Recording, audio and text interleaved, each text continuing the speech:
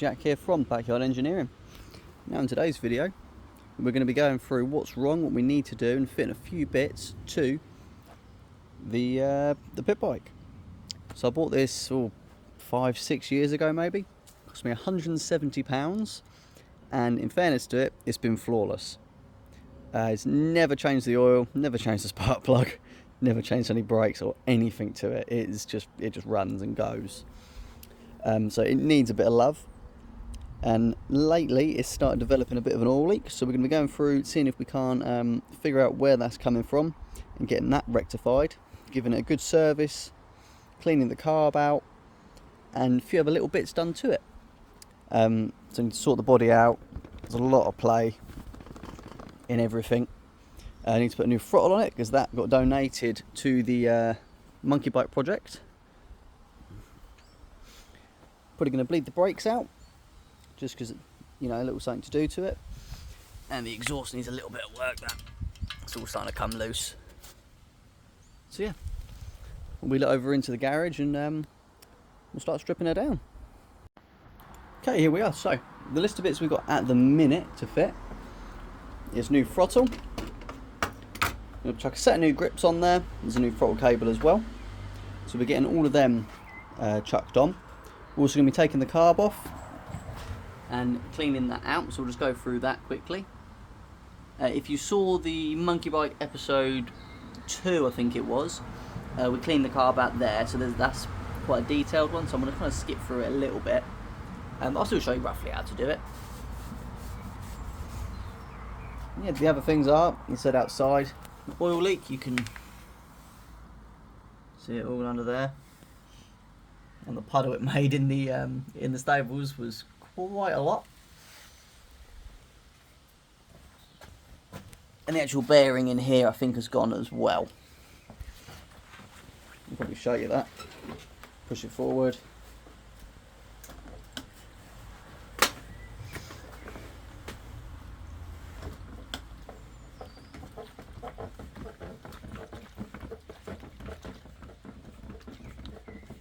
Don't know if you can see all that movement there, but I think the bearing there has collapsed, so we're going to be stripping that down as well, having a look and then ordering the bits for that, finding out where it's leaking from, getting the bits ordered for that. So yeah, let's jump right into it. Okay, so we've got the new throttle assembly all sort of stripped down. So let's run through quickly sort of how it works in case anyone doesn't know. So the actual handle here is what you twist, and that pulls on the cable. You can see in there, you've got a place for the cable to sit, that will keep it secured in. This runner here, the cable sits inside that there. It's got a bearing on it there, so that can spin nice and freely to stop any friction on the cable. The outer cable then screws into here to stop that from moving.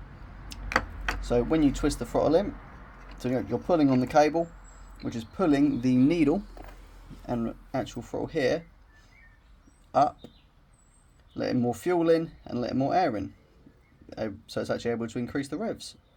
So yeah, we'll get this all chucked on the bike. It's all pretty simple stuff, and we'll go from there. Right, that's all attached there. New grip is on this side. I'm just going to swap the other one over. Now if you've ever done one of these grips before, count yourself lucky. They are incredibly hard to get on.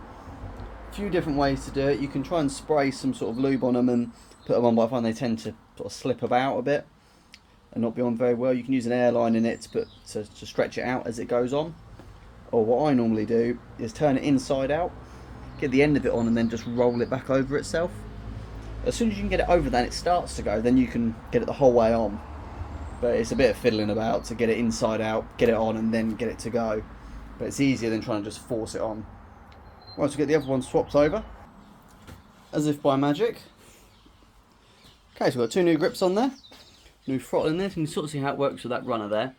So when you pull the throttle in, there's nothing on the cable, you can see it just going on that roller, that sits in that groove there, and pulls that all down. Right, so let's whip the carb off and give that a little clean.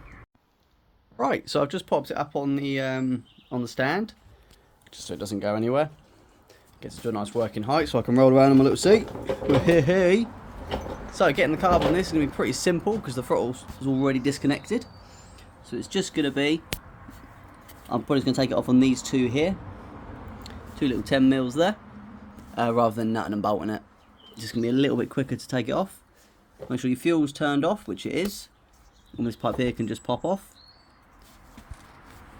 And hopefully no fuel is going to go everywhere.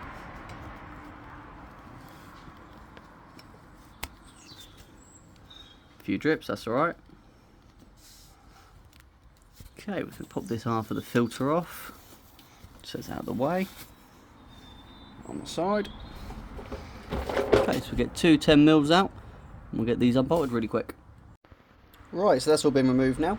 As you can see, the bowl itself is full of just horrible gunk. So the jets on this are definitely going to be quite blocked up. We're going to have a couple issues though. Is that jet right there, the actual screw for it, has been snapped. So that's really helpful. It wasn't me, I promise. But whoever the hell has been in here before, it's not made my life easy for me. So let's see if we can't get these out and see what sort of condition they're looking like. Okay, luckily I was able to get this out. Just a pair of pliers on it. Look, there you can see it is really, really not nice. Covered in just gunk all over it. How this thing was running and running as well as it was, I do not know. It's amazing.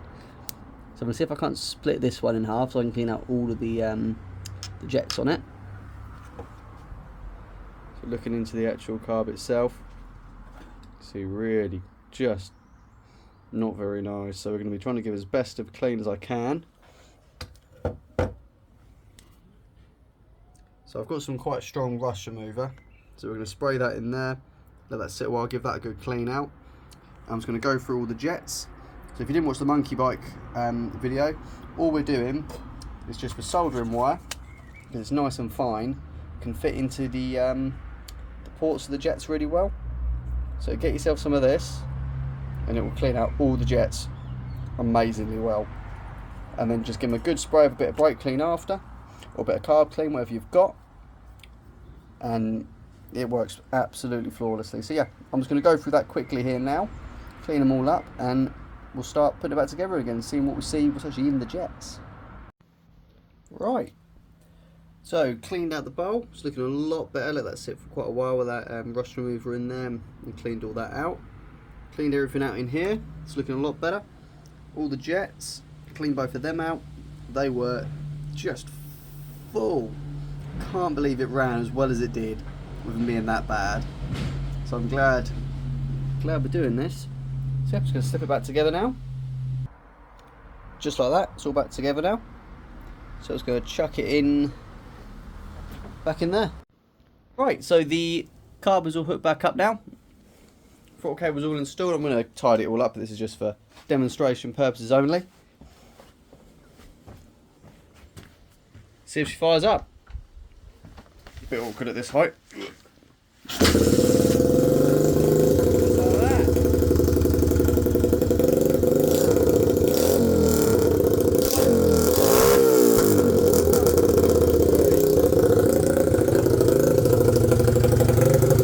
Yeah, this bike is very loud.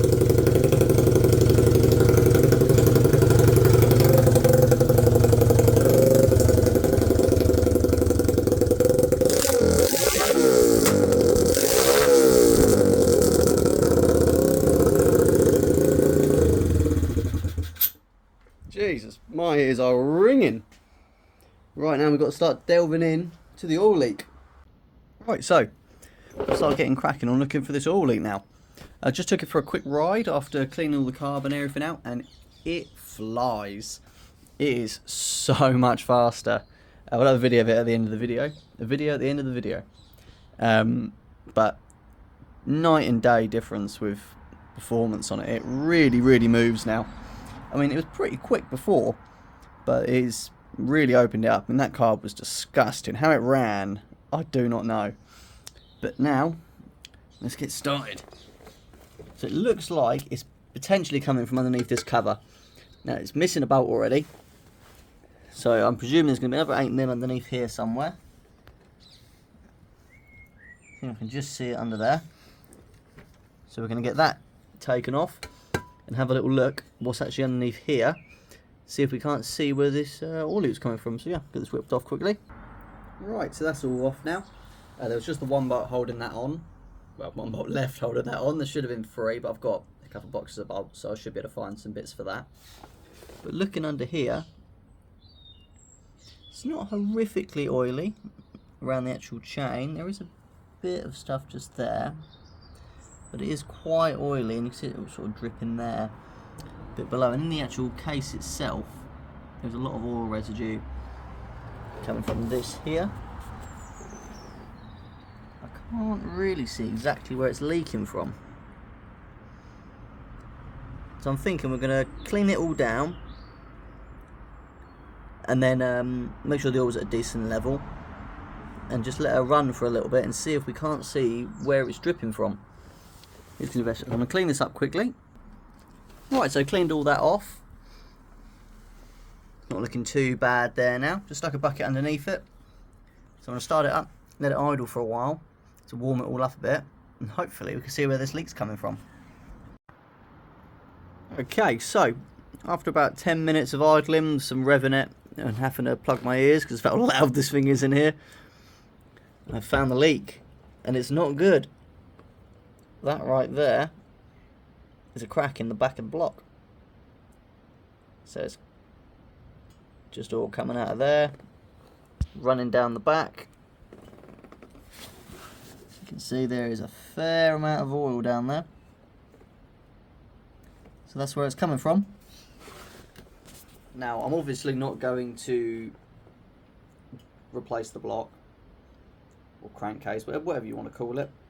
I don't really want to put an engine on it because the engine actually is really good.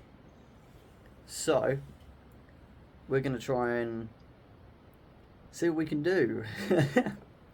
Thinking a bit of JB Weld may be in order for this one. So we'll get it all cleaned up and see if we can well, bodge it and make it work. Right, so we've had a bit more of a look at the crack back there. I've cleaned some of the paint off of it. You can see that it looks like it actually runs quite far down, which is making it a bit more of an issue. So I think that's as far as we're going to get with the oil leak in this video. In part 2, I'm probably just going to drop the engine, clean all the paint off of that area, and get some real access to it, and see about either welding it or using some of this stuff. You may say, that's stupid, why would you use that? It's brilliant. Best stuff ever. On the racing mower, we actually cracked the block on that, big chunk came off, and we glued it back on with that stuff, and it never leaked out of there and stayed on perfectly until the engine did eventually blow up. But that wasn't because of that was just the engine. I'd seen better days. Hopefully soon we'll be able to get a new engine for that and get some videos of that going, because that thing is just the most fun. It's awesome. So I think what we're going to do now is just lift her up in the air. I just want to tighten the exhaust bolts up, they're a bit loose there. Just lift her up in the air again, and we'll have a little look at the bearings in here and see what they're looking like, and get some of them ordered to install for part 2. So yeah, let's get cracking with all that. Right, so we've got stuck back on the stand now. Okay, so definitely we've got a little bit of play there.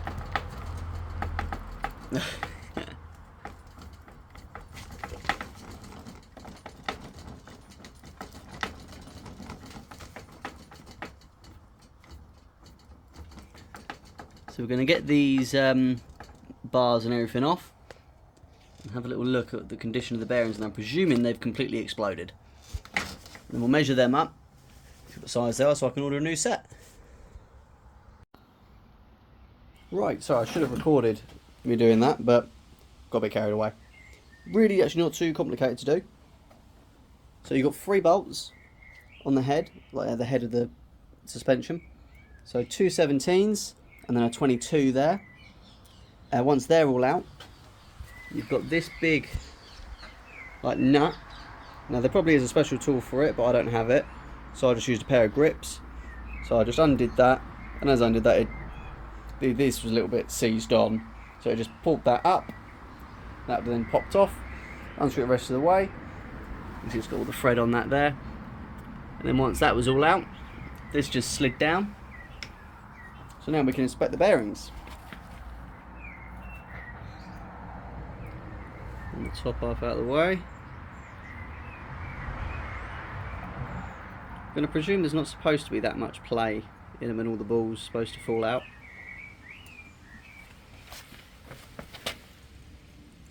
And then the same as again on the bottom, there's just, even when it's in, you know, the tight position, you'd think there is, you can see, tons of play. So I'm going to measure them all up and then go online, see if I can't order the right ones. And then in part 2 of this, we're going to be dropping the engine and seeing about that oil leak, getting them bearings all replaced. I've ordered a new cap as well for that, because it's not got a nozzle on it, as you get fuel in your face when it's when it's full of fuel, which probably isn't great. So yeah, we'll get started on them bits there, see if we can't in part 2 get her all finished up. So once I've done that, I'll probably stick it back together, get a few videos of riding it with all the carb cleaned out, and just so it's all working while I'm waiting for parts to arrive. Yeah, it's pretty straightforward to do. So yeah, catch up with everyone once it's all back together. Right, that's all back together now. And so what I've done, I've packed loads of grease, just got a grease gun there, into the bearings and done that nut there up pretty tight. And there actually isn't any play anymore in the actual headstock. So that's pretty good. I'm ordering the new bearings anyway, because there was a lot of play in them and the grease will eventually wear out. But for now, it's pretty good. So I'm going to throw the rest of it back together, give it a quick ride, have a little mess about on it, and yeah, so in the next video will be engine out and getting that oil leak sorted, and then just a few other tidying bits up. So yeah, let's get to it.